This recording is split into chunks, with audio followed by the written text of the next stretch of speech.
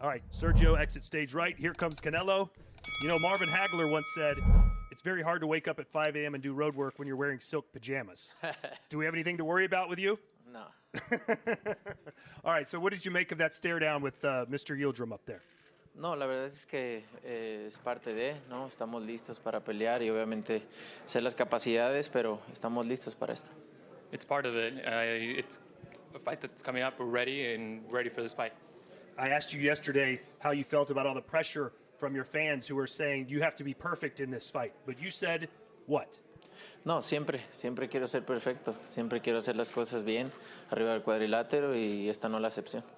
I always want to be perfect. I always want to do things right inside the ring, and this isn't an exception.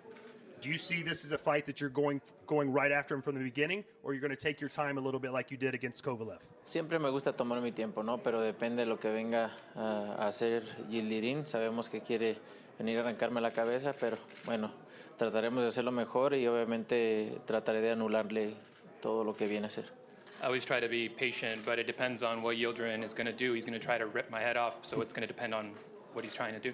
And how special is it for you to be fighting in the Miami Dolphins Stadium here in Miami? No, la verdad es que estoy muy contento, muy emocionado de estar aquí, de abrir una nueva plaza para grandes peleas. Espero que sea la primera de muchas y es un honor para mí estar en el estadio de los Dolphins.